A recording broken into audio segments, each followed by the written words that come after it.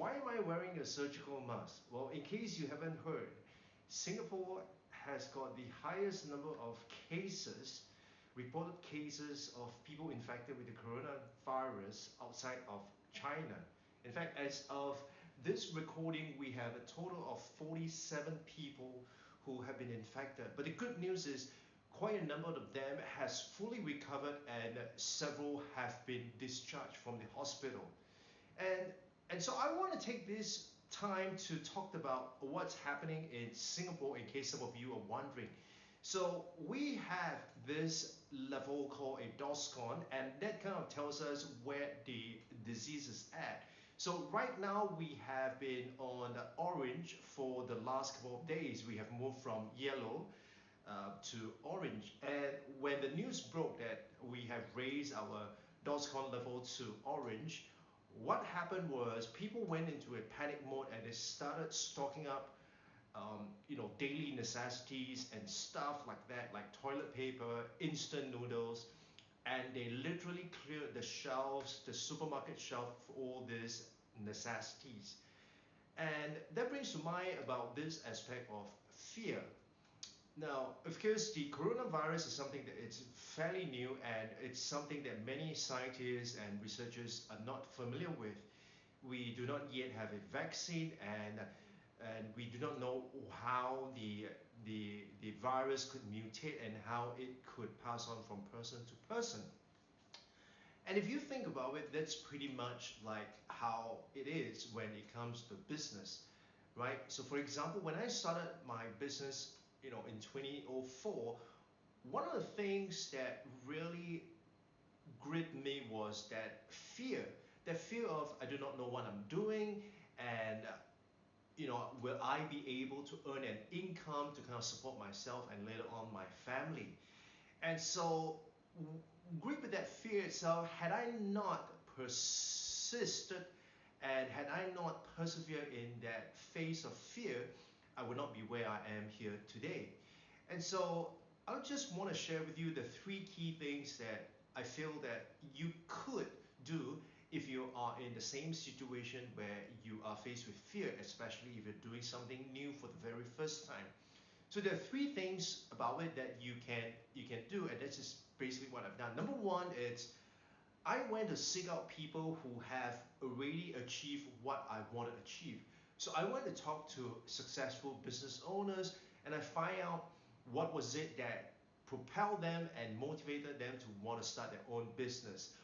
What are some of the things that they need to bear in mind? What are some of the mistakes that they made when starting out their own businesses? So I talk to people like that who have been there, done that, and I kind of distill their wisdom into certain things, and I find what I can use and apply. So that's number one. Number two is I dive deep into the aspect of running a business. So for example, like taxes, how you do your accounts, how you do prospecting, how do you go about writing proposals, how you secure a project, how do you sign a contract, what are some legality you got to look into. So I dive deep into that.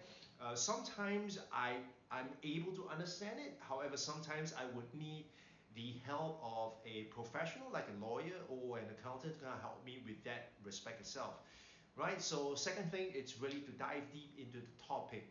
And number three, which I find that it's very, very important, it's that willingness to experiment. And if you ask me, if you don't do number one and number two, you've got to do number three, because number three, it's golden. You see, because all the wisdom that people have had, they may have that understanding and that wisdom based on the time when they started business, which could be 5, 10, 20 years ago.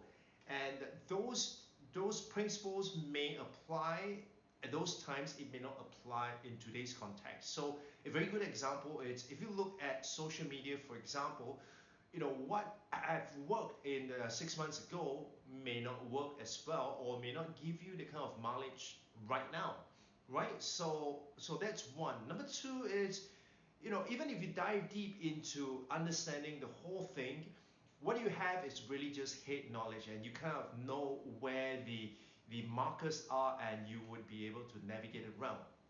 However, nothing beats the third part, and the third part really is to have that bias towards experimentation.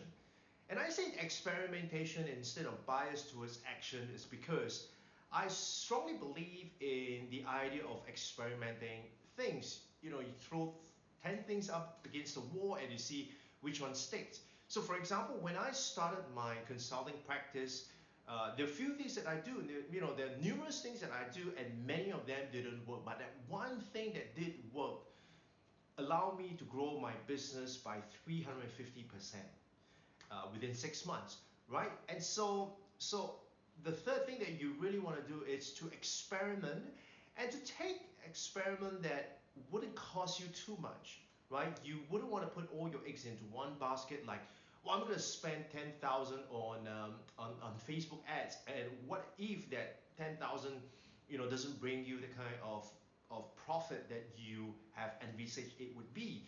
Then that's going to cost you a lot of money, right? And that might essentially wipe you out from taking the next step. So take small steps, experiment. Which the worst thing that can happen, it's really just giving you that feedback that this has not worked, but it's not going to cost you an arm and a leg, and you're still going to be in the game, right? So the three things in summary: one is to seek out people who have achieved what you want to achieve. Number two is to dive deep into the topic, and number three, it's to have that bias to an experimentation attitude, right? This is the Melvin Live Show, and I'll talk to you soon. Bye bye.